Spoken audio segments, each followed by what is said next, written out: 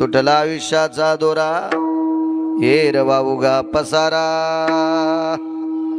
ज्या दिवशी आयुष्याची माळ तुटत असते त्या दिवशी सगळ्या गोष्टी त्याच्या जीवनात दोन गोष्टी सोडून दिल्या तर पसारा ठरत असतात। दोन गोष्टी कोणत्या? आपण केलेला परमार्थ आणि आपण केलेलं सत्कर्म। मग सत्कर्माच्या यादीत बरीच कामं येऊ शकतात। आई वडिलांची सेवा असते, सामाजिक बांधिलकी असते, काय अशा पुण्याच्या जे काही कामं असतील ही सगळी सत्कर्माच्या यादीत येऊ शकतात। मग पंढरपुरातल्या मालकाचं, काशीतल्या मालकाचं केलेलं भजन आणि आपण केलेली चांगली कामं ही दोन गोष्टी जर सोडून दिल्या तर बाकीच्या सगळ्या गोष्टी माणसाच्या जीवनात पसारा ठरतात। प्रॉपर्टी नसावा असा काही विषय नाही, प्रॉपर्टी किती असावी, पण ती मात्र आपल्यासाठी पुन्हा आहे, आपण गेल्याच्या नंतर आहे याच्यात मात्र शंका। ती शेवटच्या टप्प्यात आपल्या कसल्याही प्रकारची कामाची नसती। घर असो काही असो ते आपल्या कुठल्याही प्रकारचं कामाचं नाही। 4-2 कोटीचं घर जरी बांधलं तरी पोरं त्या बाथरूम मध्ये शेवटची आंघोळ घालीत नाहीत, कारण बाहेर आंघोळ घालतात, हा निसर्गाचा नियम आहे। हेर वावुगा पसारा, संपत्ती असेल, सगळ्या गोष्टी असतील, प्रत्येक गोष्टी त्या पसारा ठरत असतात। पद किती मोठे, पगार किती आहे, समाजात मान सन्मान प्रतिष्ठा किती आहे, ह्या सगळ्या जरी गोष्टी असतील तरी ही सगळी लोक त्या दिवशी अंत्यविधीला येऊ शकतात, याच्या व्यतिरिक्त दुसरं कोणी काही करू शकत नाही। ये रवा उगा पसारा, मग बाकीचे लोक टाकोनी पळती रांडा पोरे, अंती होती पाठ मोरे, या सगळ्यांना पळावं लागतं राजू। कारण असं आहे, माणसाचा आयुष्याची माळ तुटली रे तुटली की त्याचं प्रेतात रूपांतर होतंय, आणि प्रेतात रूपांतर झालं की त्याचा भूमीला भार होतोय। काढा काढा म्हणती याचा झाला भूमी भार। माणूस हा मृत्यू पावला की त्याचा जमिनीला भार कसला होतो। जोपर्यंत जिवंत आहे तोपर्यंत महिना 2 महिने 4 महिने बाजेवर पडलेला असेल तरी त्याबद्दल त्याचं करण्यासाठी लोकांना कंटाळा येत असेल, पण भार हा विषय नाही। पण ज्या दिवशी प्राणज्योत मालवत असते त्या दिवशी मात्र त्याचा मृत्यू लोकात भार होतो। कसा? येत प्रहराद्विजाय कळेषु येन काया सर्व दुर्होतिदाम, कीटकम कुर्मी भयरंध्राना जायते दूषितम कलयो। धर्म सिद्धांत सांगतो 2 प्रहराच्या नंतर त्या शरीरामध्ये शरीरासाठी पोषक असणाऱ्या पेशी त्या जीवाणूच्या रूपात प्रवेश करत असतात आणि त्याचे नाना प्रकारचे कीटक तयार होतात, दुर्गंधी होत असते, आणि ती दुर्गंधी बाकीच्या हयातीतल्या लोकांसाठी ती भार ठरती, वजन ठरती, लोकांसाठी घातक ठरती। म्हणून याचा झाला भूमिभार, त्या प्रेताचा भार होऊ शकतो। म्हणून सोयरे धायरी सगळे विचार करतात, काढा काढा म्हणती याचा झाला भूमिभार। ज्यांच्यासाठी आपण संपत्ती कमवली तीच माणसं म्हणतात आता सगळी पाहुणे रावणे आली, आपण यांना आता बाजूला बाहेर काढा। विठाला विठाला विठाला,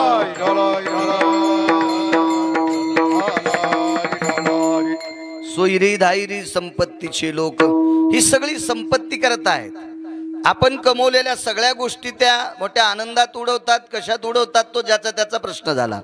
म्हणून आपण हे सगळ्या गोष्टी करत असताना माझा आहे असं म्हणून करायचं नाही। चोखा मने फजित खोर, माझे माझे म्हणती घर, याला जर सगळेजण आपण माझं म्हणत असाल तर आपण फजित खोरे हा साधा सोपा सरळ अभंगाचा अर्थ। विडाला विडाला विडाला,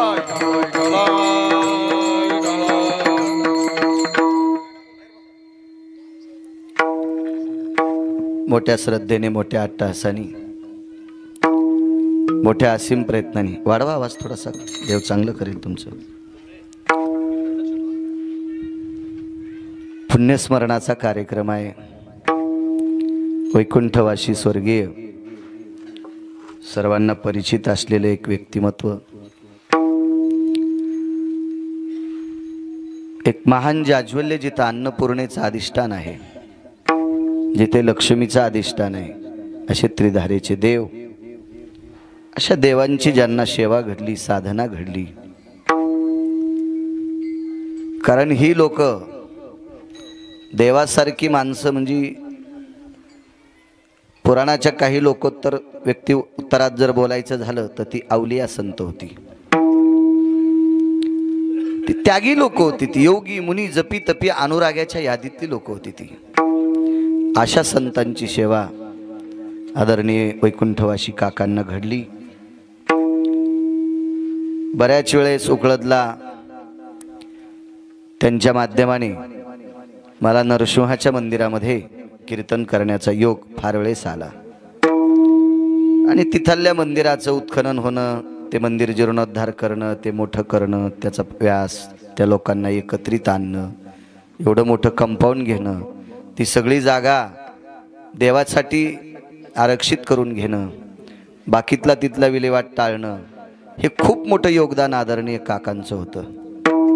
आणि म्हणून तिथल्या लोकांनी त्यांचा हा श्रद्धाभाव लक्षात घेऊन एखाद्या वेळेस ज्याचे त्याच्या घरची लोक समाधी मंदिर बांधित असतील, कुलकर्णी काका ठीक आहे, पण त्या ठिकाणच्या लोकांनी देवासाठी इतकं ज्यांचं योगदान आहे अशा काकांचं त्यांनी सुद्धा तिथं मंदिर बांधावं, ही त्यांच्या कार्याची पोचपावती आहे. विठाला विठाला विठाला.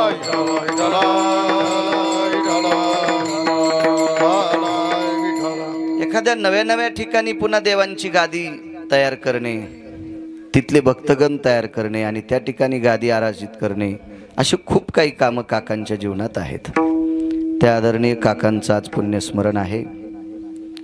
निश्चित देवाच्या स्थानी त्यांना गोड अशा प्रकारचं अधिष्ठान कायमस्वरूपी राहो आणि त्या अधिष्ठातून आपल्या सुपुत्रांना, आपल्या हयातीतल्या कुटुंबियांना पितृगयेतून, मातृगयेतून, पितृगयेतनं गोड अशा प्रकारचा आशीर्वादाची गंगा या कुटुंबावर राहो अशी पितृलोकांच्या चरणी प्रार्थना करतो आणि अभंगावर येतो. विठाला विठाला विठाला. धारेचे देव हे सिद्ध पुरुष होते. जया नाव नाही, जया गाव नाही, तरी कीर्ती दाटे दिगंतात पाही, असे सद्गुरु पाहोनी त्रिधारे, जनी वाहती अंतरी प्रेमवारे. ग्रंथ महाराजांचा, त्याच्यातल्या काही अशा सहज एकदा वाचण्यात आलं, 4-2 वया लक्षात ठेवल्या. त्याच्यातली ही एक ओवी त्यांच्यासाठी अत्यंत गोड नाविन्य. मूर्तिमंत जाज्वल्य अधिष्ठान जिथं अन्नपूर्णेचं आहे, अशा देवांची सेवा काकांना घडली. काकांना पुनश्च धन्यवाद. विठाला विठाला विठाला.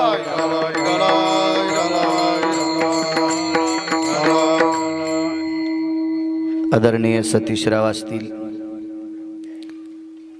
आदरणीय आमचे गोविंदराव असतील, त्यांचे इष्ट मित्र सज्जन सखे सोयरे धायरे भावकी आदी करून काका मामा दादा सगळे असतील, या सर्वांच्या उपस्थितीत हे पुण्यस्मरण साजरं होतंय. सर्वांना मनपूर्वक धन्यवाद देतो आणि अभंगावर येतो. तुटला आयुष्याचा दोरा. भजनी मंडळीला वाटत असेल आज वेगात का घेतलं, कारण त्याच्यासाठी एक थोडंसं कारण आहे आणि ते कारण म्हणजे अनन्य साधारण कारण आहे. साधन आहे, अनन्य कारण आहे. आणि त्या कारणाच्या निमित्त आपल्याला वेगात आपलं चिंतन आटपून जय विठ्ठल करायचा आणि एका व्यक्तीला निरोप देण्यासाठी आपल्याला जायचंय. विठाला विठाला विठाला.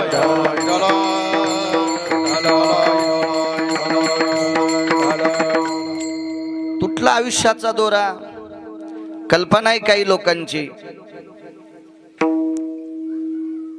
किंवा काही गोष्टींना आयुष्याची माळ तुटायची थांबू शकते का? कारण सगळ्या गोष्टी एका व्यक्तीकडे नसतात. प्रत्येकाकडे वेगवेगळी गोष्ट प्राप्त झालेली आहे. कोणाकडे संपत्ती आहे, कोणाकडे विद्वत्ता आहे, कोणाकडे भक्ती आहे, कोणाकडे काय असेल ते पद आहे, नाना प्रकारच्या गोष्टी असतात. जो तो आपोआपल्या पदावर आरूढ झाल्याच्या नंतर त्या त्या गोष्टीचा तो विचार करत असतो. मी मोठा पदाधिकारी आहे, मग मला यम का भेट नसल, अशी त्याची भूमिका आहे. माझ्याकडे भरपूर पैसे आहेत, मग यम मला का भेट नसल, अशी त्याची भूमिका आहे. मला गाथा ज्ञानेश्वरी पाठ आहे, यम माझ्याकडे बघून का भेट नसल सुरेश भाऊ, अशी त्याची भूमिका आहे. मी वाऱ्या करतो, मी नामकं करतो, मी तमकं करतो, मी सामाजिक काम करतो, काय काय असेल ज्याचं त्याचं ते वैभव. मी आमका शास्त्रज्ञ वगैरे असं नाना प्रकारचं काय ज्याच्याकडे ते नाविन्य असेल गाठोड, त्या गाठोड्याच्या बळावर त्याची ती फुरफुरी चालत असते. पण माझ्या अष्टादश संतांनी सांगितलंय तिथं काही चलत नाही. तेथे न चले काही, सत्ता संपदा राहील ठाईच्या ठाई. सत्ता असेल, संपदा असेल, काय मान सन्मान प्रतिष्ठा असेल, ही जागच्या जाग्यावर राहते. तिथं कोणाचंच काही बळ चालू शकत नाही. एक मुद्दा मांडतो तुमच्या पुढे की किती मोठ्या माणसाच्या आयुष्याची माळ तुटती. कधी कधी काही माणसं मोठी असतात बया, पण ती मोठी माणसं कोणामुळे तरी मोठी होत असतात मोठी. उदाहरणार्थ माझ्याकडे भक्तीचा व्यासंग असेल, मला पाठांतर होण्याची बुद्धी सरस्वतीनं सतीसराव दिली असेल, त्याबद्दल दुमत नाही. पण तुम्ही ज्या वेळेला आम्हाला आमंत्रित करता आणि 4 लोक ऐकता, त्यावेळेला लोकांना कळते बाळू महाराजाला जरासं कीर्तन सांगता येते अण्णा. नाही तर इरवी मी म्हणजे कपाटात ठेवलेल्या बंडलासारखा राहिलो असतो. ते किराण्याच्या कामी नाही, ते काही वस्तू घ्यायच्या कामी नाही, ते नुसतं बंडल कपाटातच राहिलं. कालांतरानं त्याला लावलेलं रबल पण इगरून गेलं, ते बंडल इकडे आलंच नाही. ते तसं माझी बुद्धी तशी गोरसटली असती, तिथं झाली असती. काही माणसं कोणामुळे मोठे होत असतात. एकदा आता मागे बऱ्याच दिवसापासून त्या अपघातापासून बॉयलजनला त्रास आहे. मला चांगली प्रेमाची लोक सांगत असतात, तुम्ही अमक्या अमक्या वैद्याकडे जा, ती डॉक्टर फार अधिकारी, ते तुम्हाला तुमच्या हाडाचा चांगल्या प्रतीचा मार्गदर्शन करतील, औषधोपचार करतील, चर्या करून तुम्हाला सुखरूप करतील. मी त्यांना सांगितलं का हो, मी त्यांच्यापेक्षा मोठाली काही एक 2 पैशानं त्यांच्या बुद्ध्या काय असते ते पुढे लावलेले पदं असतात ना, अशा मोठ्या लोकांकडे गेलो. नाही म्हणे त्याच्यावर बघू नका, पण त्याच डॉक्टरकडे जा. का जा त्यांच्याकडं? या देशाचे वैकुंठवासी स्वर्गीय अटल बिहारी वाजपेयी त्यांचे गुडघे त्यांनी दुरुस्त केले. दृष्टांत कळाला. डॉक्टर मोठेच होते, पण एक मोठी व्यक्ती त्यांच्याकडे गेल्यामुळं ती मोठी झाली. हा धर्म सिद्धांत आहे, हा नियतीचा नियम आहे. एखाद्या वेळेस एखाद्या क्षेत्रात उंच गाजलेला व्यक्ती एखाद्या व्यक्तीकडे गेला की त्या व्यक्तीचं मोठेपण वाढत असतं, हा निश्चित ठरलेला विषय. मला सांगा, विदुर काकाच होते, ते अधिकारीच होते, पण विदुर काकाकडे भगवान उद्धवाला सांगायचे, उद्धवजी चल विदुरा घर जावे, बडे बडे मंदिर कोण काम के. उद्धवा चला जाऊ विदुरा घरी, आपण चला त्यांच्याकडे जाऊ. म्हणजे भगवान विदुराकडे जात होते, याचा अर्थ विदुर फार मोठे होते, फार मोठे होते. हा नाविन्य. जे विश्वास बऱ्याच लोकांनी भजन केलं, पण भक्तीचं स्तोत्र किंवा स्तुतीचं स्तोत्र एकाच व्यक्तीचं आवडलं, त्याचं नाव सुदामदेव आहे. की ज्याला गाव सुद्धा सोन्याचं द्यावं, किंवा ज्याच्याकडे स्वतः जगाच्या मालकाने जावं. किती मोठी ताकद असते, किती नाविन्य असेल. स्वतःच्या आसनावर बसवावं, स्वतःचा पितांबर नेसण्यासाठी द्यावं, स्वतः पळत महाद्वारापर्यंत जावं, येशीपर्यंत जावं. हे एक मोठेपण असतं. आणि ज्या वेळेला मोठी व्यक्ती एखाद्याच्या पुढे जवळ अशी लव लव लव लव करत असते, त्यावेळेला ती व्यक्ती मोठी आहे असं समाजाचा सिद्धपणा साजरा होत असतो. विश्वाचा मालक, पंढरपुरातला मालक आहे, जगाचा मालक आहे, ब्रह्मांडाचा चालक आहे. तुमच्या माझ्यावर ज्याची सत्ता आहे त्याला जगाचा बाप म्हणतात. मग असा नाविन्यपूर्ण विश्वाचा मालक शिकण्यासाठी एका व्यक्तीकडे गेला. त्या व्यक्तीचं नाव होतं महर्षी सांदीपनी. शैक्षणिक क्षेत्रातलं टोकाचं रत्न, फार मोठं रत्न शैक्षणिक क्षेत्रातलं. महर्षी सांदीपनींसारख्या विशाल व्यापक बुद्धीचा व्यक्ती आता पुन्हा होणे नाही.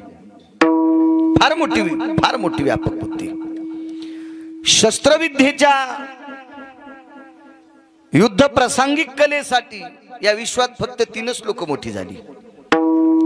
एक त्रेतायुगात राजा दशरथ झाले. मग राजा दशरथाचे सुपुत्र जगाचे मालक जरी असतील तरी दशरथ राजाला जी शब्दवेदी विद्या येत होती ती प्रभू रामचंद्राला येत नव्हती. म्हणजे 1 नंबरला दशरथ राजे, 2 नंबरला द्रोणाचार्य होते, आणि 3 नंबरला लाहोर चित्र सशी रानडुकर धरणाऱ्याचं पोरग, अण्णा त्याला एकलव्य म्हणतात, भिल्लाचं पोरग. हे 3च लोक शस्त्रविद्येमध्ये अत्यंत पारंगत झाली. ही मोठी. आता या तिघांसारखा होणे नाही, होईल पण आपलं नशीब नाही ते बघण्यासाठी विठाला विठाला विठाला. तसं असं शैक्षणिक क्षेत्राच्या प्रणालीमध्ये महर्षी सांदीपनी एक टोकाचं रत्न होतं की जिथं सरस्वती सुद्धा मान डुलवत होती। एरवी आपण काय म्हणतो, एखाद्या मुलानं जर एखादा चांगला पाठ वाचिला, एखादी कविता वाचवली की एखादं, आता काल छत्रपती शिवाजी महाराजांचा प्रगट दिन जन्मोत्सव झाला, त्या दिवशी एखाद्या 5वीच्या विद्यार्थ्यांना असं जर चांगलं भाषण केलं तर सगळी लोक म्हणते नाही नाही नाही, सरस्वतीची कृपा आहे त्याच्यावर, सरस्वतीची कृपा, काय वाणीची कृपा आहे हो, ते बोलतंय किती किती गोड किती गोड। मग या सर्व गोष्टीमध्ये आमच्यासारखा कीर्तन करतो, ते प्रमाण पाठ झालं, आमकं झालं, एखादा हे करतो, एखादा पक्वाद वाजवतो, नाही त्याच्यावर आमकी कृपा आहे। महाराज ही सरस्वती ज्यांच्या पुढे मान डौलत होती ते महर्षी सांदीपनी होते, वारकरी बुवा सांदीपनी होते। आणि त्यांच्याकडे पंढरपुरातले मालक 12 वर्ष काही दिवस शिकायला गेले। आता तर मानावं लागेल ते मोठे होते म्हणून। जिथं जगाचा बाप ज्यांच्याकडे शिक्षणाकरता जातो ते किती अधिकारी असतील कल्पना करा। तुटला आयुष्याचा दोरा सांगतोय, 12 वर्ष शिक्षण झालं, नंतर गुरुदेवांचं दर्शन घेतलं, येतोय गुरुदेव या म्हणे, काही गुरुदक्षिणा देऊ नकोय म्हणे। तर भगवंतानी उद्धवाच्या हाताने सांदीपनींना एक प्रश्न केलता, गुरुदेव मी जगाचा मालक आहे। उद्धव सांगतात सांदीपनींना, भगवान हे विश्वाचे मालक आहेत आणि तुम्ही जे नामचिंतन करता ते त्याचंच करता। सांदीपनी भजन तरी कोणाचं करायचे, त्याचंच। मग तुम्ही ज्याचं भजन करता तो तुम्हाला प्रसन्नपणानं देत आहे, तर तुम्ही नाकारलं का? उत्तर काय दिलं असेल कल्पना करा। डोळ्यातून पाणी आलं आणि महर्षी सांदीपनीनं सांगितलं, तो माझ्याकडे शिकलाय, याच्यापेक्षा गुरुदक्षिणा दुसरी कुठलीच नाही। हे ब्रह्मांड जरी माझ्या नावचं केलं असतं ना, तर लोक मला श्रीमंताच्या यादीत म्हणले असते, पण तो माझ्याकडे शिकलाय याचा असा उद्देश आहे की जगात माझ्यासारखा विद्वान कोणी नाही, की जिथं माझ्याकडे देव शिकायला येतो, देव शिकायला येतो। काय नाविन्य असतो काय काय लोकांच्या जीवनात, नको म्हणजे कृष्ण मला, या तुम्ही या। भगवान महर्षी सांदीपनींच्या धर्मपत्नीचं दर्शन घेतलं।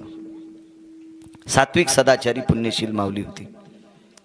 जीवनात कधी बी बाईनं प्रपंचाचा गाडा ओढत असताना कमी अधिक खाचकळगे संसारात असतात, जसे नदीला चढ उतार असतात।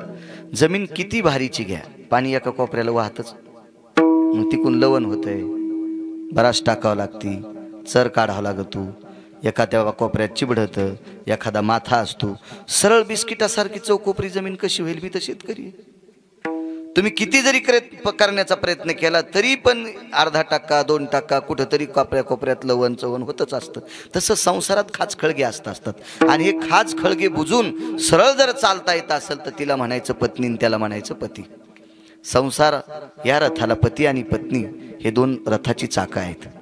हे जर खालीवरी झाले तर गाडी उलथती, गाडी कानी होत असते। तुम्ही एक लक्षात घ्या, कानी झालेल्या गाडीचे बैल रस्त्यानं चालतात आणि चाक बाहेरून चालतंय। कानी झालेली गाडी, बैलगाडी सांगायलो, तिचे बैल रस्त्यानं चालतात पण गाडीचं एक चाक रस्त्याच्या बाजूनं चालतंय। याचा अर्थ बैलाचा दोष नाही, हाणणाऱ्याचा दोष नाही, गाडी कानी, गाडी कानी।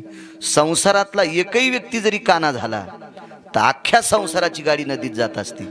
आणि त्यातली त्यात सर्वात मोठं काने पण या विश्वातून तुमच्यावर आरोप करतोय असा माझा काही हे नाही, पण आईसाहेब बऱ्यापैकी लोकांचं बहुमत तुमच्याकडे येतंय।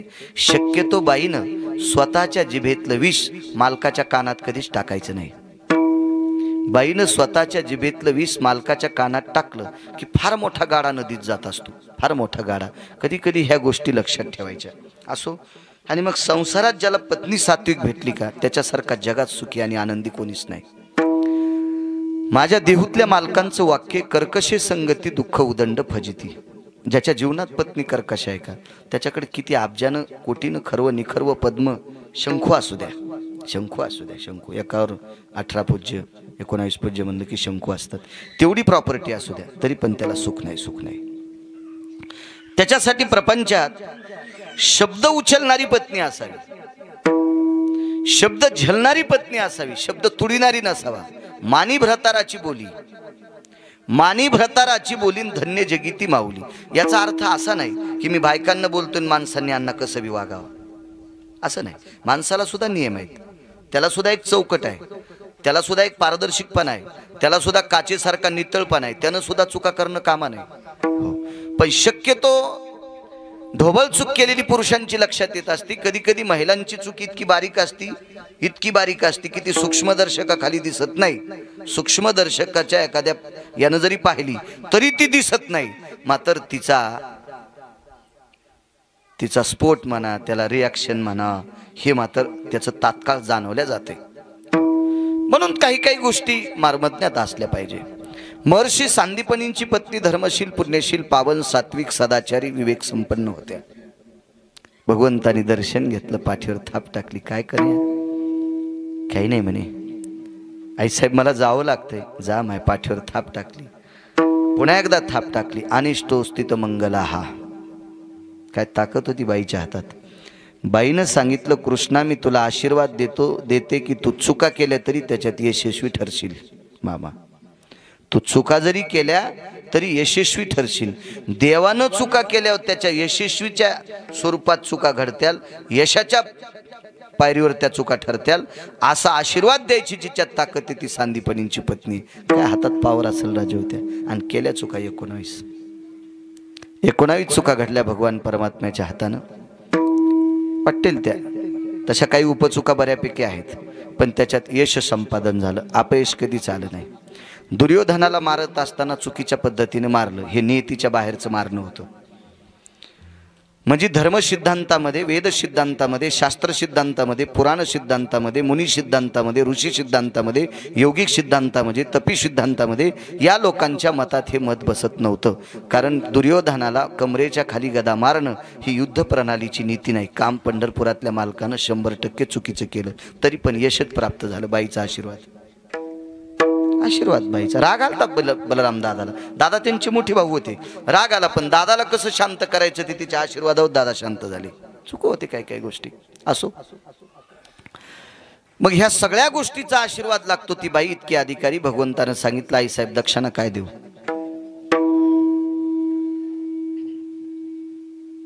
त्या बाईनं सांगितलं, कृष्णा मी अशा व्यक्तीची पत्नी आहे की ज्यांना आतापर्यंत कोणाच्या पुढे हात पसरले नाही, मी त्याची बायको आहे. तर मला एक सांगू माझ्या माईनं, तुम्ही प्रत्येक कीर्तनात आहे का मी जास्त महिलांसाठी बोलतोय. मला माहिती आहे पुरुष चुका करतात, पण यांच्या बाहेर चुका होत्यात, तुमच्या घरात चुका होत्यात. पुरुषानं बाहेर जर चूक केली तर एखाद्या वेळेस कोणाचं वाजल किंवा त्याचं वाजल अण्णा, पण घरात स्त्रीनं चूक केल्याच्या नंतर अख्खा संसार वाजत असतो हे मात्र निश्चित आहे. आणि पुरुषाच्या चुकीने एखाद्या वेळेस मोठी वाजत असतात, पण स्त्रीच्या चुकीमुळं बाल संस्कारातली लोक वाचतात. उद्या देशाची पिढी मातीत जाऊ शकते. याच्याकरता स्त्रीनं चुका करणं कामा नये. आणि त्यातली त्यात महाराष्ट्रातल्या मराठवाड्यातल्या बायका ह्या कोणाचंही ऐकतात, कोणाचं ऐकतात. काल परवा 10-15 जणी मेले. हो, काय माझं मत आहे श्रद्धा असावी, पण इतकी आंधळी श्रद्धा नसावी की त्या श्रद्धेनं जीवन मातीत जावा. ज्ञानोबाराय तुकोबारायच्या राज्यातल्या लोकांनी बास्कळपणा डोक्यावर घेणं मला असं वाटतंय चपला डोक्यावर घेतल्यासारखं आहे. आपण फार मोठ्या राज्यातली माणसं आहोत. अहो, ज्या राज्यामध्ये निवृत्तीनाथाच्या रूपाने प्रत्यक्ष शंकर आहेत, सदाशिवाचा अवतार आणि स्वामी निवृत्ती दातार, ज्या राज्यात विष्णूच्या रूपाने ज्ञानोबार आहेत, ज्या राज्यात विष्णूच्या रूपाने तुकोबार आहेत, ज्या राज्यात विष्णूच्या रूपाने नाथबाबा आहेत, भानुदासाचे कुळी महाविष्णूचा अवतार सखा माझा ज्ञानेश्वर मने रामेश्वर भट्ट दिजा आणि तुका विष्णू. काय काय काय कोण्या राज्यातली लोक आहेत आपण? काय नाविन्य आपल्याकडे? मला सांगा, ज्या बाईच्या घरी शरबती गहू पिकतात तिनं मुद्दाम कोपनच्या गावाचं पीठ आणून चपात्या नवऱ्याला केल्या. किती येडीपण आहे! उकांडा भरला डोक्यात तिच्या. शरबती गहू 200 क्विंटल झाले माहिती आहे इथं, आणि तू कशाला ती आणली ती गहू दुसऱ्याची? नसल्यावर कोणते खाय, कन्या खाय, आंबाड्या खाय, पण शरबत येत ना तुझ्या इथं. वाघीन जाणल्यावर शिपात दूध आणलं, शिपीमध्ये वाघीन जाणल्यावर शिपीत दूध आणलं गाढवाचं. गाढवीन दूध देतील. आता एक गाढवीन घेऊन लोक फिरायले. तो प्राध्यापकला ऐकत नाही माणूस. त्याला काय लिहिलेला चेक आहे त्या प्राध्यापकला? 1,00,000 1,15,00,000 लय पुढचा असेल तर 1,80,000 95,000 2 लाखापर्यंत. त्याचं 5 ग्रॅम दूध, गाढविणीचं 5 ग्रॅम दूध 200-200 रुपये 300-300 रुपयाला द्यायला लागले. काय झुकते दुनिया, झुकाने वाला चाहिए. आणि त्यातली त्यात मराठवाड्यातले लोक कोण्याही नालायकाचं ऐकून झुकते. विठाला विठाला विठाला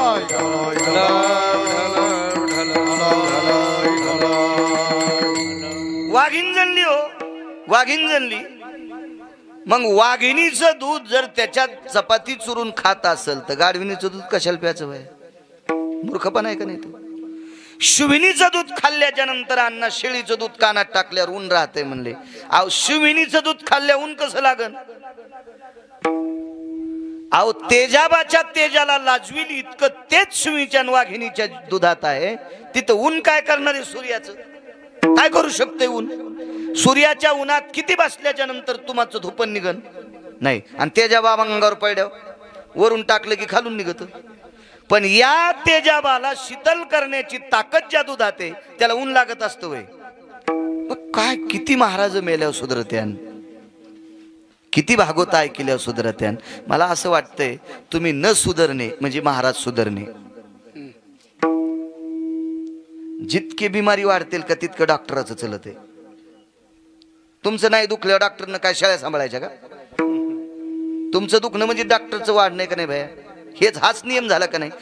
तुम्ही वेड्यावानी करणे म्हणजे आमचं चलत आहे. आणि तुम्ही ज्या वेळेला शुद्ध होताल का त्यावेळेला म्हणताल अरे गिरगावकरला इतकंच सांगता येते, आपल्याला पुढच्या वर्गातलं येते, गिरगावकरचं कीर्तन ऐकणे नको. पण तुमचं काम झालंय चोर पंक्चर. दुकानात नेल्यावर पंक्चर गवसनं आणि संध्याकाळी गाडी उभी केल्यावर सकाळी टायर बसायले. पुन्हा हवा मारा इळभर चालायली आणि पुन्हा येताना दाखिली तर पंक्चर गवसनं आणणार, सकाळी तर हवा राहील. हे असं बारीकसं पंक्चर आहे. इकून ऐकलं तिकडे गेलं काही मिळच नाही त्याला. त्याच्यामुळं काही सगळं आंधळी बघती आपली, आंधळी. काही सीमा नाही त्या गोष्टीला. डोळसपणा असला पाहिजे माणसाच्या वृत्तीमध्ये. काय सांगत होतो? सांदीपनींची धर्मपत्नी काय अधिकारी बाई होती, कल्पना करा. भगवान म्हणतात आईसाहेब तुम्हाला काही देऊ का? नकोय म्हणले. लक्षात ठेव, लक्ष्मीचा पती जिच्या मालकाकडे शिकतोय, लक्ष्मीचा नवरा, पती हा शब्द राहू द्या साध्या भाषेत बोलतोय, लक्ष्मीचा नवरा जिच्या मालकाकडे शिकतोय किंवा लक्ष्मीचा नवरा जिच्या नवऱ्याकडे शिकतोय, अशा नवऱ्याची मी बायको आहे. मला काय पाहिजे तुझ्याकडनं? नकोय, ये तू ये म्हटल्याच्या नंतर भगवान निघाले. पण आईसाहेब रडू लागल्या.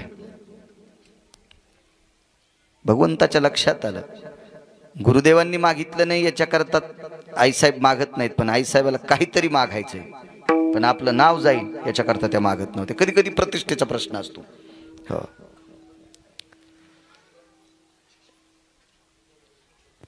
मग भगवंतानं फिरून पाहिलं तर सांदीपनींच्या धर्मपत्नी रडत होत्या. वापस आले, डोळे पुसले. पंचानं देवाच्या अंगावर पंचा होता. पितांबर कसा राहील? कारण विद्यार्थी दशेत पितांबर कसा? पंचा होता. त्या पंचानी सांदीपनींच्या धर्मपत्नीचे डोळे पुसले. आईसाहेब, कारण आईपेक्षा जास्त मोठं प्रेम केलं राजू हो. 2 वेळेला जेवण द्यायच्या, देवानेही सेवा केली. तेव्हा सेवेशिवाय जगात सुरेश भाऊ काही भेटत नसते, करावं लागते त्यासाठी.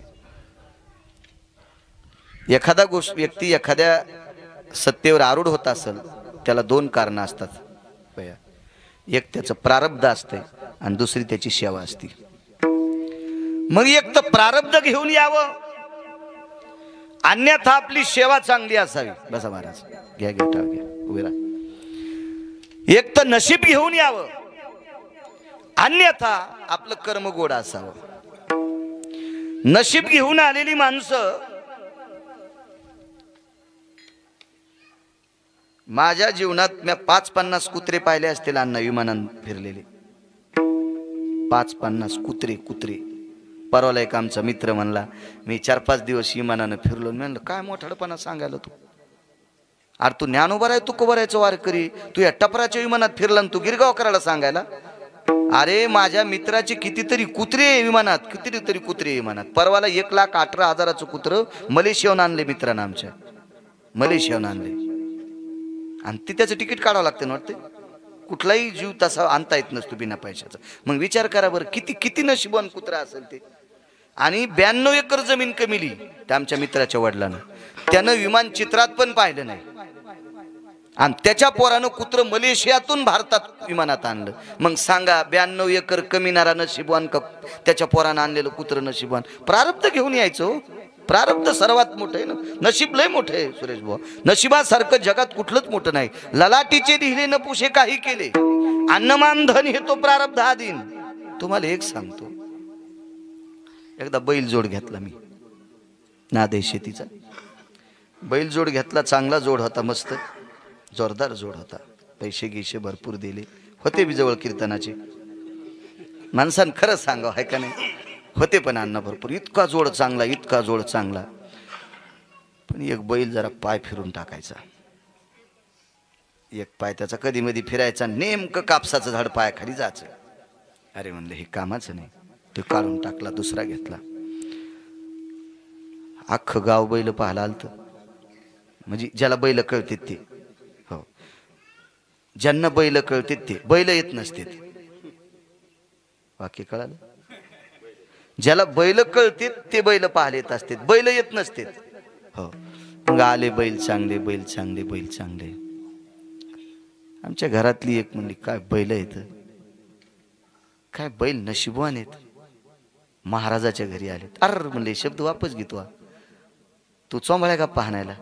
हे बैल नशिबवान नाहीत, आपल्या देवाला सोडलेले बैल नशिबवान आहेत. हे जरी मी घेतले असतील तर टाकलं तवा खातेत, वैरण टाकली तवा खातेत.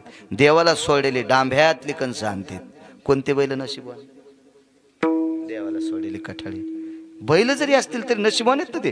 कोणाच्या मकात जाऊ शकतात, कोणाच्या आकड्याची कंस खाऊ शकतात अन्न, ते नशिबवान आहेत. नशिबवान हे प्रारब्ध आहे ना, प्रारब्ध आहे, नशीब आहे. याच्यापेक्षा जगात दुसरं कोणी मोठं नाही. तुम्हाला एक सांगू का, एका देशाचा फार मोठा कारभार चालणाऱ्या माणसाचा, अद्यावत आता जो कारभार चालणारा माणूस आहे, त्याचं जर मी पोरगा असतो तर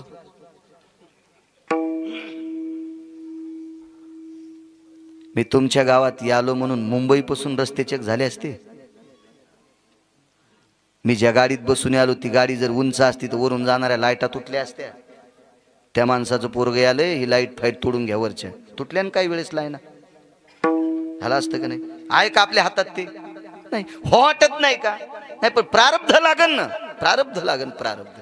हे बा नशीब इतकं विचित्र आहे, त्याची झोले घ्यायची नाही. 4-2 पुस्तकं शिकलेले म्हणतात मी नशीब मानित नाही. नको मानू न सोमळ्या, तुला कोण म्हणतंय मान? आणि तू न मानल्याने एखादी गोष्ट सिद्धाच्या बाहेर जात असती का? ती सिद्ध सिद्धच आहे ना. तू असिद्ध करणारा कोण नाटकी वारकरी? वो आपल्या गोष्टीनं असिद्ध होत नसती, सिद्ध आहे. मी 1-2 वेळेस सांगितलं होतं. 3 जण सख्खे भाऊ, 39 एकर जमीन. म्हातारं मेलं, तिघायला 13 एकर जमीन आली. पण एकानं दोघांना 13 ठुली आणि एकानं 13ची 2.25 केली. एकानं 13 एकरची 2.25 केली आणि दोघांना 13 ठुली. तिघाईत 2 मुलं, एकाला काय नाही. ज्याला 2.25 त्याला 1 मुलगा, ज्याला 13 आहे त्याला 1 मुलगा, आणि ज्याला 13 आहे त्याला काय नाही. त्याने विचार केला आपली 13 त्याला द्यावा. 13 दोन्ही 26 होती, आपल्याला सांभाळीन. चुलत्याची घेतल्यावर त्याला किती झाली? 26. यानं कोणाचीच न घेता किती झाली? 2.25. हे गेलं आणि मेलं, याची पुन्हा कोणाला गेली? 26 एकर. ती 26 आणि ही 2.25. ती कुठं भारताच्या सीमेवर बंदूक घेऊन गेलं? हे तिरुपतीला गेलं आणि त्या डॅम मध्ये बुडालं, पुन्हा वापस नाही आलं. ही 2.25 कोणाला आता? त्याला. हे ललाटीचे लिहिले नपुषे काही केले. काही गोष्टी प्रारब्ध. मी 2 गोष्टी माणसानं सिद्धात्वात असावं. एक तर प्रारब्ध असावा, अन्यथा सेवा असावा. सेवेचं बळ इतकं मोठं आहे, सेवेचं बळ इतकं मोठं, इतकं मोठं बळ आहे. सुदाम देवाची सेवा होती. भाळी सुदामजीच्या लिहिले विधीने भीक मागावे. ब्रह्मदेवानं सुदाम देवाच्या कपळावर लिहिलं तुम्ही भीक मागाव. बाई मागत नाही याच्यावर सांगतोय, बाई मागत नाही कृष्णाला याच्यावर सांगतोय. हो, भाळी सुदामजीच्या लिहिले विधीने भीक मागावे. पण कर्म इतकं गोड झालं, विधी लिखिता ते मोडून लिहिले प्रभूने भीक न मागावे. मालकानं लिहिलं गोविंदराव आता तू भीक नाही मागायचं, भीक नाही मागायचं, भीक नाही मागायचं. गाव सोन्याचा दिला, गाव सोन्याचा. का? कर्म चांगलं होतं. आणि ज्याचं कर्म गोड आहे का त्याला भेटत असतात. कल्पना करा, अर्जुनातला आणि एकलव्यातला कर्माचा फरक सांगतो. अर्जुन हे प्रारब्ध घेऊन क्षत्रियाच्या कुळात आला, मागचं पुण्य क्षत्रियाच्या कुळात आला. अर्जुन हे प्रारब्ध घेऊन द्रोणाचार्यांचा शिष्य झाला. अन्न प्रारब्ध आहे, प्रारब्ध आहे. अर्जुन हा प्रारब्ध घेऊन पंढरपुरातल्या मालकाचा मेवना झाला. सुभद्रा त्याची बहिणी मालकाची मेवना झाला. किती मोठं प्रारब्ध असेल. आणि एकलव्याचं प्रारब्ध खोटं लाहोर चित्र सशे धरणाऱ्याच्या कुळात जन्माला आला. पण अर्जुनानं जिवंत द्रोणाचार्याची साधना केली आणि त्यानं मातीच्या द्रोणाचार्याची साधना केली. पण शेवा इतकी घडली. अर्जुनाचा नंबर 3रा नाही, एकलव्याचा नंबर 3रा आहे. अर्जुन कोणाच्या आधीत नाही, कोणाच्या आधीत नाही. काय श्रेष्ठ इथं कर्म. मग एक तर माणसानं काम चांगलं करावा, अन्यथा नशीब घेऊन यावा. आणि नशीब घेऊन आल्यावर काम चांगलं करावं. माझं मत आहे प्रारब्धानं एखाद्या वेळेस जरी बैल झालो तर टायमाला वैरण टाकणाऱ्याच्या दारात व्हा. नाही तर आपण बैल हो आणि ऊसाच्या गाडीचा हो. मग ऊसाच्या गाडीचा बैल झाल्यावर किती मस्त हानते ते तर तुम्हाला सांगायची गरज नाही. तुमच्या परिसरात कॅनल हे असल्यामुळं ऊसगीचं तुम्हाला माहिती आहे. आणि किती बैल मस्त कणतेत चालताना हे पण तुम्हाला ज्ञान आहे त्याचं. प्रारब्ध. चला, त्या बाईनं सांगितलं कृष्णा लक्षात ठेव, मी महर्षी सांदीपनींची पत्नी, मला काही नको. पण रडत होत्या. वापस आले, स्वतःच्या पंचाचा कोपरा बाजूला केला आणि महर्षी सांदीपनींच्या पत्नीचे डोळे पुसले. आईसाहेब रडतात. हो म्हणे, तू चालला. आईसाहेब मी येत जाईन ना पुन्हा पुन्हा. तो प्रश्न नाही रे बाळा. तू ज्या वेळेला आम्ही आठवण करू त्यावेळेला येशील, त्याबद्दल दुमत नाही. पण पंचायत या गोष्टीची. माझा मुलगा काही दिवसापूर्वी समुद्र स्नान करत असताना मृत्यू पावला. समुद्र स्नान करत असताना माझा मुलगा ज्या वेळेला मृत्यू पावला त्यावेळेला मला दुःख याच्याकरता झालं नाही, कारण मी तुला पाहत होते. तुला बघितल्याच्या नंतर मला तो दिसत होता. पण आता तू गेल्याच्या नंतर मी त्याला कोणात पाहू याची चिंता पवार मामा. भगवंतानं सांगितलं आईसाहेब परत करू का? कोण माय पोरग नको म्हणणारी? कोण अशी बाई आहे की जिला मुलगा नको वाटतोय? अशा 28 स्त्रिया आहेत बरं का, त्यांना पोरग नको वाटत होतं. नको वाटत होतं. धुंदुककारी नावाचं पोरग माईला नको वाटलं. धुंदुलीला नको वाटलं, नको वाटलं, नको वाटलं. त्याच्यातली एकच सांगतो, पुन्हा कधी गेल्या एखादी सांगू. एवढी लक्षात ठेवली तरी बस झालं. योग असा आला, भगवान शिवजींना आमंत्रित केलं. आणि मग हे सगळं पुण्य एकवटल्याच्या नंतर परत केला मुलगा. मृतपुत्र जीवविला. सांदीपनींचा पुत्र पुन्हा परत आणून दिला.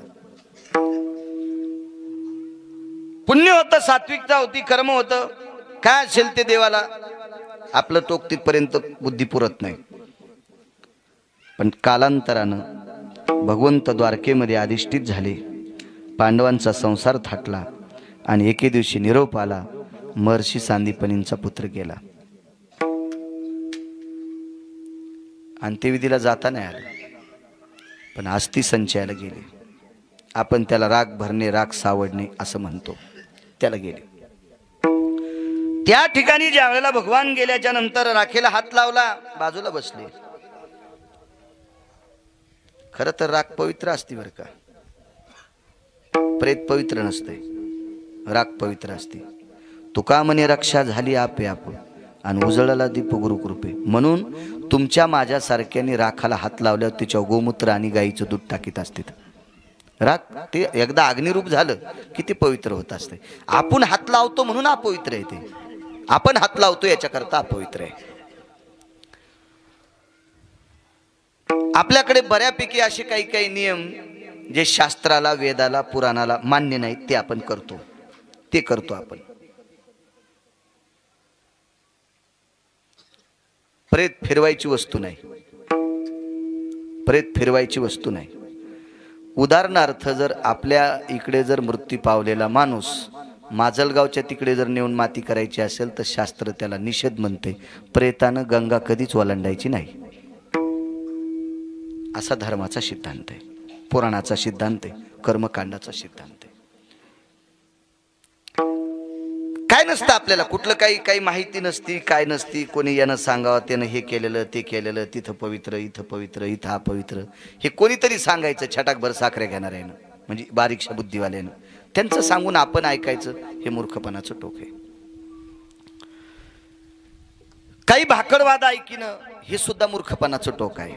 पाहुणी ग्रंथ करावे कीर्तन, एक तर आपण स्वतः वाचावा, अन्यथा ज्यानं ग्रंथाचा अभ्यास केलाय त्याचा ऐकावं वारकरी बुवा. मधल्या लोकांचं ऐकल्यानं आपली फजिती होत असते. प्रेतानं गंगा कधीच ओलांडायची नाही हा सिद्धांत आहे. रात्री मला हेच कीर्तन होतं. एक सोन्याचे दुकानदार होते परांड्याला. तिथून पुढे त्यांचं 20-22 किलोमीटर नाडी नावाचं गाव होतं. पुढे त्या नाडी नावाच्या गावात रात्रीचं कीर्तन झालं. राजा दशरथाच्या अस्थी प्रभू रामचंद्र परत येईपर्यंत ठेवल्या होत्या. आता हे मुद्दे तर याच कीर्तनात सांगावं लागतील, दुसऱ्या कीर्तनात कसं सांगता येईल. प्रभू रामचंद्र परत येईपर्यंत कौशल्या मातेनं एका घरामध्ये लाल कपड्यामध्ये एक मडकं बांधलं, त्याच्यामध्ये त्या अस्थी ठेवल्या.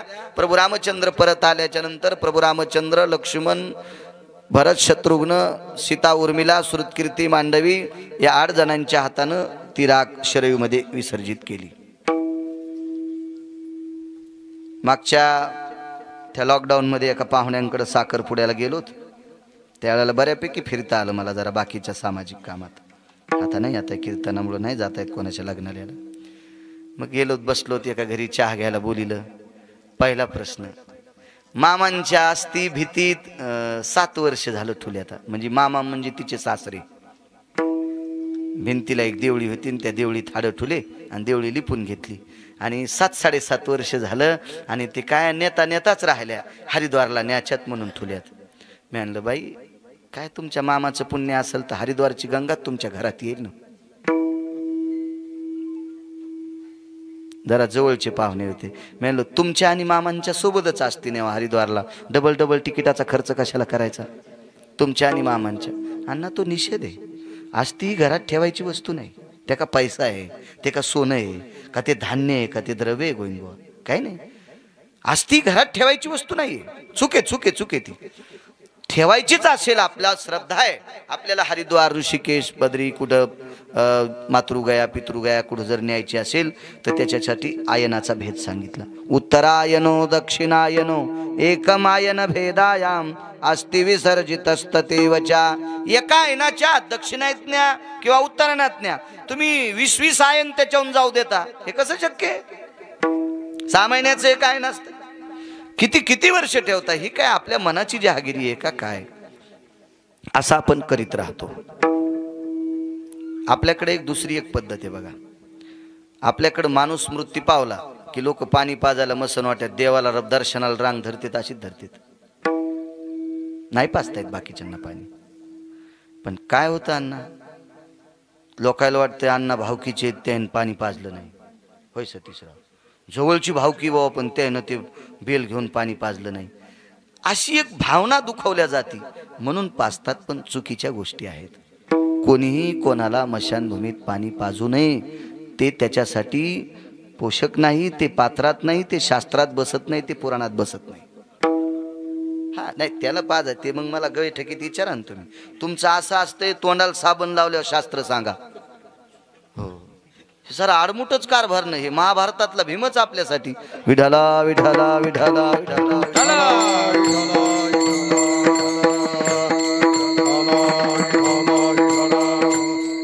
खिशा देन बाळू महाराज तुमच्या कवा फोन लावून विचारायचं काय ताण आहे त्याला? ते काय ऋषिकेश हरिद्वारचा आहे का कुठलं दुसऱ्या राज्यातला आहे? आणि जरी पाजायचं असेल, माझं मते एकदम नियम मोडणं वारकरी बुवा सोपं पडत नाही. पाजायचंच ना पाणी तर आपल्यापेक्षा ज्येष्ठ माणूस गेला त्याला पाजायचं. 70-75 वर्षाच्या 20-25 वर्षाच्या माणसाला 80 वर्षाच्या माणसानं ते हातात बेल घेऊन पाणी पाजणं मूर्खपणाचं टोकेन. ते उलटी प्रक्रिया आहे ना, ती निषेध प्रक्रिया आहे ना, ती शास्त्राच्या चौकटीत बसत नाही ना. ती आपण सुरू करतो काही सुरू करतो, काही विषय नसतो त्याला. एक दुसरा सिद्धांत सांगतो. आपल्या भारतीय संस्कृतीमध्ये, हिंदू संस्कृतीमध्ये अंत्यविधी करत असताना डोक्याला कपडा नसावा. मुस्लिम समाजाचा आपल्या विरुद्ध. मुस्लिम समाजामध्ये डोक्याला कपडा बांधल्याशिवाय अंत्यविधी करता येत नाही. ही त्यांच्या धर्माची प्रणाली. आणि आपल्याकडे आता मला फेटा असेल मी बगलात घ्यायचा, टोपी असेल खिशात ठेवायची. भडागणी देताना, फक्त भडागणी देताना ते छातीवर ठेवतात ना पिंडी, त्यावेळेला आपलं डोकं उघडं असावा असा आपला धर्माचा सिद्धांत सांगतो. काय नसतं कोणाला. सरपण टाकणारी पण टोप्या काढीत नाहीत. ते रचणारे असतात का? ते पण ह्या ताना पाण्यात यायच्या, इकून टाक तिकून टाक, असं कर तसं कर, जसं यांची PhD झालेली आहे सरण रचण्यात. इतक्या जोरात बोलतात ते, इतक्या जोरात. त्यांना काही सोयर सुतक नसते ना, ते ह्या आवाक्या चवाक्य बोलतात, पार पार पार पार बोलतात. वा, असं वाटतंय सगळं झाल्यावर त्या प्रेताच्या बाजूला याला पण झोपवावं. इतके नालायकोनी बोलतात, काय काय अमानुष बोलतात, ऐका वाटत नाही त्या बडव्यांचं. मूर्खपणा असतो त्यांच्याकडे ते. पण काय तिथं कोणाचं चलत नसतं ना, ती मशान शांतता असते ना, ती तिथं काय चालत नसतं कोणाचं, काही बोलतात बडवे. नियमाची प्रणाली असावी. चला, मुलगा परत आणून दिला, तो पुन्हा मृत्यू पावला. त्याच्या अस्थि संचयाला जगाचे मालक गेले अस्थि सावडायला. अस्थि सावडणं हा विधी कशा करता, हा एक मुद्दा आहे. सर्वांच्या साक्षीनं पवित्र गंगेत अस्थि विसर्जित केल्या, याला एक अस्थि संचयाचा प्रभेद आहे. त्या टाकायच्या, त्या गंगेत विसर्जित करायच्या. कारण गंगा ही पवित्र आहे. गंगा पापम शचितापम कल्पतरु दैन्यस्तदा, पाप शालन करते ती गंगा असते, म्हणून गंगेमध्ये अस्थि विसर्जित करतात. गंगेमध्ये ती क्षमता आहे. अजून लक्षात घ्या, ढालेगावला आपल्या प्रांतातल्या कितीतरी अब्जानं लोकांची अस्थि पडल्या असतील, पण तुम्हाला पावसाळा गेला की एका करडीच्या एका भागा इतके, करडीचे 2 भाग होते ना, करडीच्या एका भागा इतकी अस्थि तुम्हाला गोदावरीच्या पात्रात सापडणार नाही. का? अस्थि सामावून घेण्याची ताकद गंगेत आहे. अस्थि सामावून घेण्याची ताकद गंगेत आहे. याला विज्ञान पण डोकं लाईत असेल, विज्ञानवादी लोक सुद्धा डोकं लाईत असतील. याती शमस्व अस्थि ही जाये, यत गंगोदक भयो हो विरस्तो वात्सल्य जायते शमस्व प्राणास्ति. हा गंगा ही आस्तीला इतकं क्षमस्व करते, इतकं क्षमस्व करते की स्वतःच्या अवदानात तिला स्वीकारून घेते आणि अस्थि जलमय होऊन जातात. इतकी मोठी, म्हणून गंगेत अस्थि विसर्जित करायची असतात.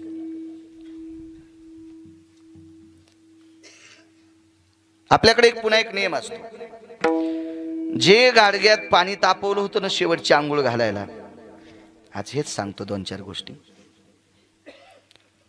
त्या गाडग्या खालची एक गौरीचा ढेपसा माती करून आल्या पाणी भरून ठेवते, तर तिथं ते ठेवते. त्याच्यातली थोडीशी राख कपाळाला लावते. त्याचं कारण सांगू? शुद्धो येती भस्म लेपनश्य जायते. गाईचं शेण जाळल्याच्या नंतर जे भस्म तयार होतं का, त्या भस्माची ताकद जगात कुठलंच भस्म करू शकत नाही. इतकं ते भस्म श्रेष्ठ असते. म्हणून शिवजींना अर्पण करायला एक तर चिताभस्म असावा, मेलेल्या माणसाची राख असावी एक, अन्यथा गाईचं शेण जमिनीवर पडू द्यायचं नाही. शेण पडत असताना हातावर झेलायचं आणि पात्रात वाळवायचं त्याचे गोळे करून, आणि ते गोळे पात्रातच जाळायचे. धरणीचा जमिनीचा स्पर्श न होता जाळलेले गोळे, ते भस्म भगवान शिवजीला 10 क्विंटल सोनं अर्पण केल्याचं पुण्य प्राप्त होते. आणि ते भस्म गाईचं असते, ती गौरी असते. आता त्या तोलाचं जरी नसेल तर त्याच्या तत्वात असते, आणि म्हणून ते राखुंड कपाळाला लावायचं असतं. कपाळाला चक्षुया अस्ति तेषु घ्राणमेवचः श्रवणेंद्रियाः आननपुटा सुष्मी भय जायते. ती राख तितकी जागा शुद्ध करत असती, कारण प्रेत जाळून आल्याच्या नंतर दूषित वारं आपल्या अंगावर येत असते, ते धूर येते, दूषित येते. माणूस मेल्याच्या नंतर ज्या पेशी विषारी बनतात, ते जीवाणू कीटक घातक ठरत असतात.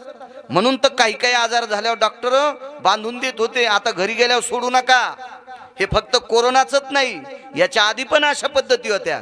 तुम्ही लवकर या प्रेताची विल्हेवाट लावा असं अधिकारी डॉक्टर सांगत होते. की आता उघराडापडी करू नका, चांबाळाचोंबळी करू नका, घरी आंघोळ घालू नका, 5 मिनिटं ठेवा, लगेच स्मशानभूमीत न्या, असं सांगते डॉक्टर. म्हणजे हे शरीर दुःखाचं कोठार आहे, रोगाचं भांडार आहे. याच्यातला प्राण गेला रे गेला की याचं रूपांतर अत्यंत घाणेरड्या याच्यात होत असते. म्हणून ते याची विल्हेवाट लावित असतात. योग असा आला म्हणून ती गौरी लावत असतात. तुम्हाला एक माहिती, वास्तुशांती केल्याच्या नंतर 11 प्रकारच्या वनस्पती असतात, 11 प्रकारच्या. त्याच्यापैकी गौरी, गाईची रानशिनी गौरी लागत असते. घरातल्या सगळ्या वस्तूचं सूक्ष्मीकरण करण्याची ताकद गौरीत आहे. बसा, एवढी मोठी शक्ती. म्हणून ती गौरी माणसाच्या प्रेताच्या वेळेला सागाच्या लाकडाचा जाळ करता नसता का? गॅस नसता का दारी ठोता आला, स्टोन असता का दारी ठोता आला, गौरीच का लागती?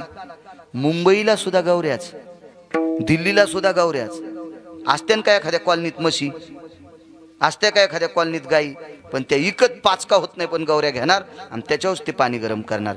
कारण त्या गौरीच्या धुरामध्ये जी ताकद आहे ती गावरान तूप अग्नीत टाकल्याच्या नंतर ताकद भेटते का त्या धुरात? म्हणून आपण आगारी भरण्याची पद्धती जेवताना आपण जेवतो ना, जेवायला बसल्याच्या नंतर विस्तव घेतात, त्याच्यावर थोडेसे बंधे तांदूळ टाकतात शिजलेले नाही, आणि मग त्याच्यावर गुळ टाकतात, साखर नाही. आता नसल्यावर ते काय मग दगडापेक्षा इटकर मऊ, म्हणून साखर घ्यायची, ते चलत असते. तुम्ही आम्ही लावलेले टिपणं आहेत ते आपोआपलं ते हे.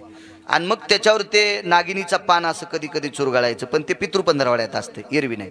आणि मग ते तूप टाकायचं, आणि त्याचं जे धूर आहे का, म्हणजे आपण दूषित घेतलेला वायू त्या धुरानं शुद्ध होत असतो, आणि मग मनमोकळेपणानं जेवायचं, जठराग्नी तृप्त होत असतो. ही त्या धुरात ताकद आहे. म्हणून दारात ज्या 2-4 गौऱ्या पेटवल्या जातात का, सगळी दुःखाच्या सावधात काहुरलेली लोक असतात.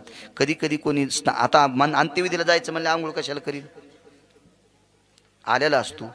प्रत्येकाच्या जवळ जाणं, एकमेकाच्या श्वासानं, यानं त्यानं हातस्पर्शानं, नाना प्रकारच्या गोष्टीनं विशुद्धता असती. आणि त्या धुरात एवढी ताकद आहे गाईच्या गौरीच्या, एवढी ताकद आहे की ते तितक्या लोकांना सुष्मी. तुम्ही अजून बी लक्षात घ्या, होळी किती गौऱ्याची असती पेटवा, आणि 5च गौऱ्या मड्याच्या पुढे पेटवा, त्याचा वास वेगळा आणि याचा वास वेगळा.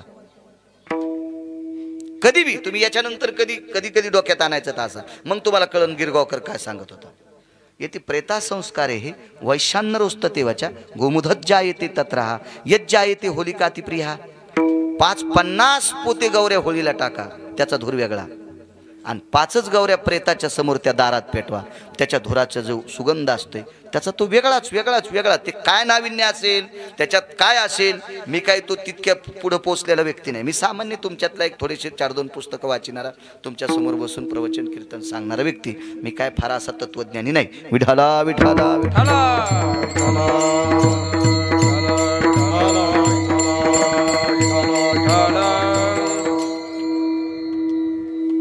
म्हणून आस्ती गंगेत टाकायची पद्धत आहे.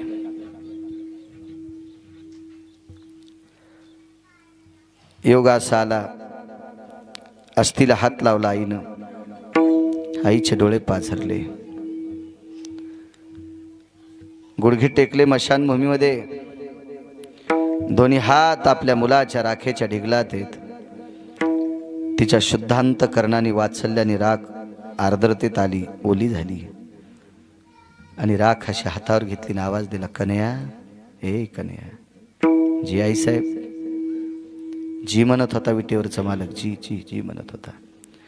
धावत आला मशान भूमीत, मुलाच्या प्रेताच्या जाळलेल्या त्या मड्याच्या जवळ गुडघे टेकून बसलेल्या बाईनं तोंड फिरवावं, खाली बसावं, देवानं पळत यावं. देवाचा डावा गुडघा तिच्या मुलाच्या राखेत बुडतोय, देवाचा डावा गुडघा तिच्या मुलाच्या राखेत बुडतोय, उजवा गुडघा एकीकडे आहे, आणि त्याचं कपाळ तिच्या चरणावर आपटतंय. माय काय काम आहे, पहिल्यासारखं करता येईल का रे पुन्हा? जसा समुद्रात बुडालेला वापस आणलास तसा मला पुन्हा वापस करता येईल का? ब्रह्मांडाच्या मालकाने पुन्हा 2दा दर्शन घेतलं. आईसाहेब 7व्या अवतारात मला माझ्या बाबांना परत आणता आलं नाही, यांना कसं आणता येईल? दृष्टांत संपला. किती मोठी व्यक्ती होती, ज्याच्या आईने विटेवरच्या मालकाला 12 वर्ष भाकरी घालावा, ज्याच्या वडिलांनी विटेवरच्या मालकाला शैक्षणिक पाडे द्यावे, शिकवावं, इतके त्याचे वडील मोठे होते, इतकी त्यांची आई मोठी होती. ज्याला भगवान शिवजीच्या विटेवरच्या मालकाच्या कृपेने पुनर्जन्म मिळतोय, गेलेला पुन्हा आयुष्य प्राप्त होतंय, एवढी मोठी शक्ती ज्याची, ज्याच्या आईच्या जगाचा बाप मशानभूमीत पाया पडतो, किती नाविन्य असेल, पण त्याच्या पण आयुष्याची माळ तुटली. तुटला आयुष्याचा दोरा, तुटला आयुष्याचा दोरा, तुटला आयुष्याचा दोरा,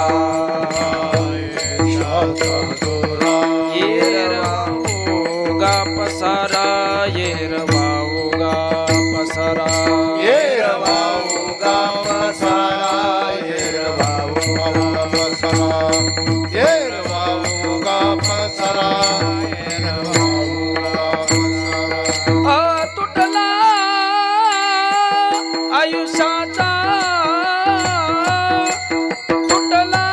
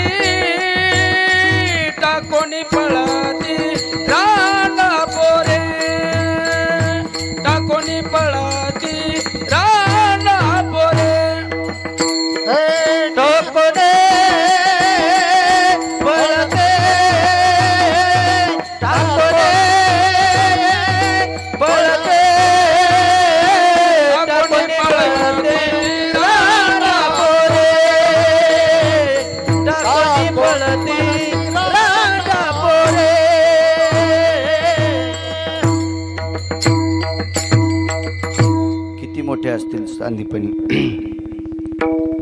पण नाही आयुष्याची माळ तुटल्यावर जोडता आली.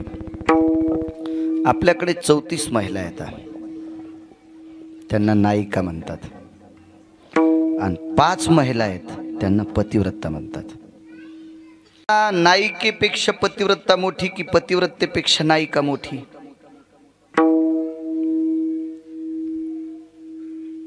आपण नाही डोकं लावायचं त्याला. नायिका जर मोठ्या म्हणावं तर मग ह्या पतिव्रतेच्या यादीत आहेत, आणि पतिव्रता मोठ्या म्हणावा तर जगातल्या कुठल्या स्त्रिया त्या 34 बायकांची बरोबरी करू शकत नाहीत. इतकं मोठं नाविन्य. एक बाई पतिव्रतेच्या यादीत नाही, पण अमृत साठवायची ताकद तिच्यात होती. मग सांगा, पतिव्रता श्रेष्ठ का ती श्रेष्ठ? देवाला नाही अमृत धरता आलं, गरुडाला नाही अमृत धरता आलं, कदरूला अमृत प्राप्त झालं नाही धरता आलं, गरुडाला 2दा मिळालं नाही धरता आलं, बळीला प्राप्त झालं नाही धरता आलं, देवायला मिळालं, मोहिनीला पाहत राहिले. खोटी बाई होती ना, वरून बो आत, वरून बाई नातून बोआ. मोहिनी काय खरा बोआ होता का? पंढरपुरातला मालक मोहिनी झालता, वरून बाई होता ना आतून बोआ होता, तरी ब्रह्मदेवासारखा माणूस त्याच्याकडे बघून पाकळतोय. किती किती विचित्रपणा आहे, किती विचित्रपणा आहे. अशी 43 देव त्या रूपाला बघून भळभळले. अमृत होतं त्यांना प्यायला, पिता आलं का?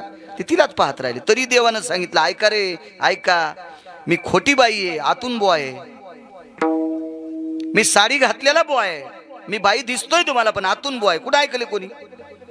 पण ज्या बाईनं अमृत आपल्या नवऱ्याकरता साठवून ठेवा, ती बाई किती मोठी असेल. तसा नवरा तिचा नालायक होता. 4 रावणापैकी 1 रावण होता. कधी कधी वाची जा, रिकाम्या वेळात चांगलं वाची जा. काय होतं, एक आत्मिक समाधान भेटत असते. चांगलं वाचा, चांगलं वाचा, विश्वाचा मालक तुम्हाला वाचील.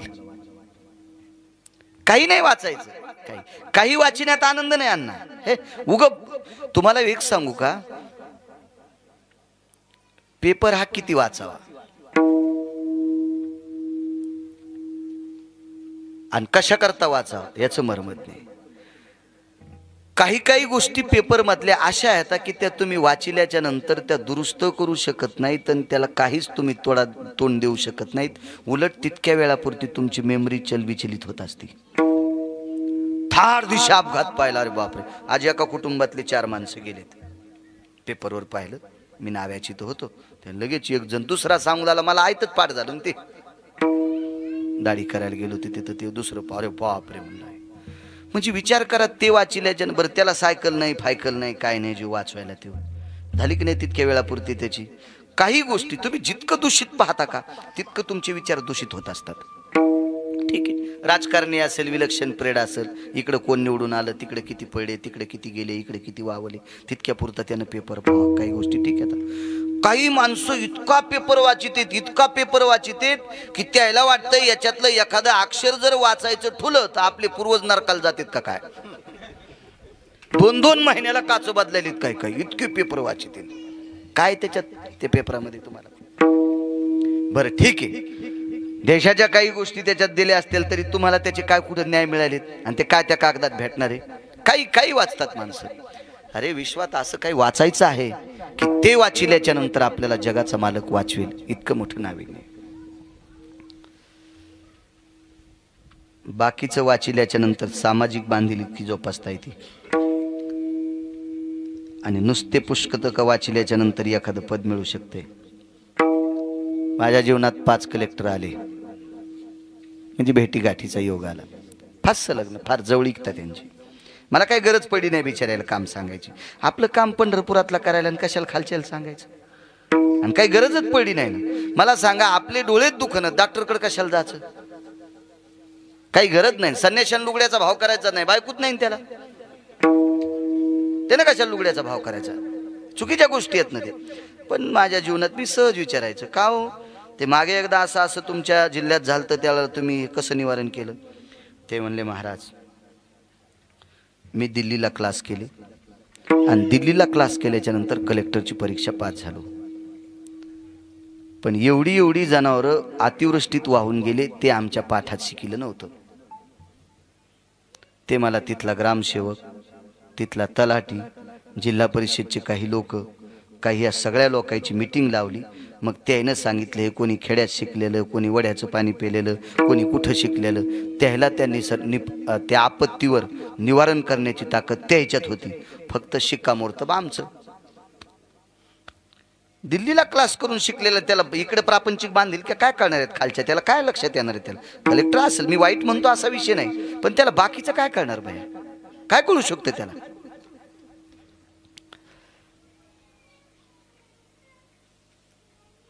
जाऊ द्या, जास्त विचकी नको. पुन्हा लोक शाळा सुटली तर पोरं म्हणतील आता आपल्याला कलेक्टर व्हायचंच नाही, याचे परिणाम असे होऊ नये. मला सांगायचं की काही गोष्टी वाचवत जा, त्याच्या त्या बाकीच्या गोष्टीत उतरत असतात त्या.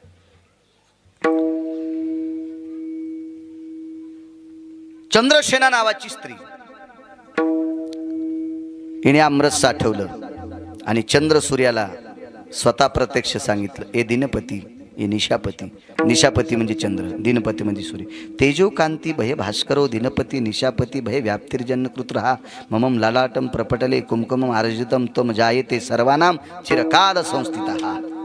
हे जोपर्यंत चंद्र सूर्य आहेत तोपर्यंत माझ्या कपाळावर कुंकू पुसायची ताकद कोणात नाही. काय बाई असेल होती, किती मोठी बाई असेल, पण हिचं कुंकू त्या दिवशी पुसलं, एक संन्यासी फुटला.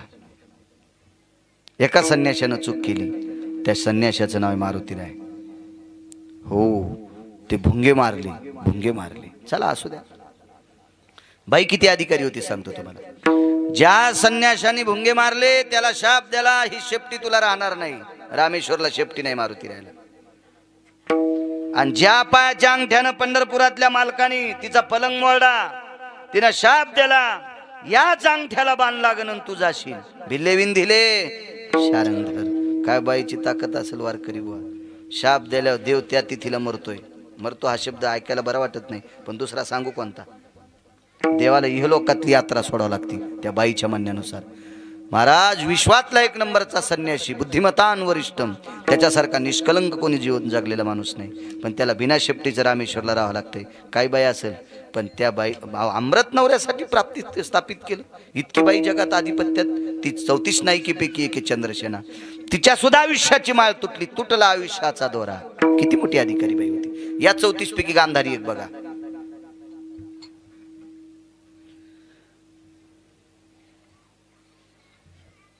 लोपामुद्रा एक बघा. रेणुका एक बघा. कोणाची पत्नी रेणुका? जमदग्नीची पत्नी रेणुका. काय ताकद त्या बाईत.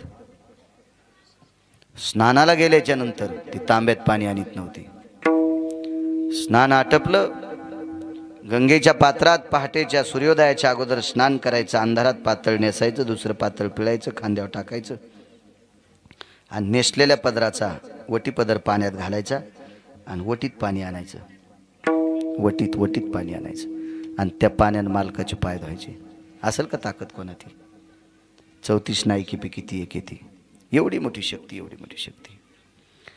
अण्णा तितक्यानं नाही. ब्रह्मांडाचा मालक तिचा मुलगा परशुराम म्हणून जन्माला येतोय. तुमच्याकडे मंदिर आहे तिचं, तिथेच भागवत केलं मी. या तिघीची यादी सांगतो, आपल्या वेळेस संपवतो, कारण एक दुःखद घटना एखाद्याला माहीत नसेल सांगतोय. पहाटे मला वाटतं एक दुःखद घटना घडली. वयोवृद्ध तपोवृद्ध गुरुजी होते, शिक्षक होते. वृद्धापकालाने त्यांची इहलोकातली यात्रा संपली. दक्षिणेच्या मालकाचा निरोप आला. इहलोकातली यात्रा त्यांना सोडावं लागले. त्यांच्या अंत्यविधीचा टाईम 2:30 दिलेला आहे. आपण त्या वेळात सोडलं म्हणजे सगळ्यांना तिकडेही जाता येईल. एकमेकाच्या दुःखात माणसानं 2 दारी गेलं पाहिजे, एक मरणदारी आणि तोरणदारी. 2 गोष्टी पुण्य साकारातल्या असतात. मृत्यूला शेवटचा निरोप द्यायला जावा, हृदयानं हृदयाची लिंता मानावी आणि लग्नाच्या ठिकाणी अक्षदा टाकण्यासाठी जावं. आता जावं म्हणून आमच्या धर्मसिद्धांतात एक त्याची वर्णी आली. अंत्यविधीला गेलेला माणूस तिकून आंघोळ करून आला तर 14 काशीची आंघोळी केल्याचं पुण्य प्राप्त होते. मी पहिल्यांदा 4च सांगायचो, हे पुन्हा नंतर वाचीला एक पुरावा. अंत्यविधीला मातीला गेल्याच्या नंतर तिकूनच जर वाटात नदी असेल आणि आंघोळ करून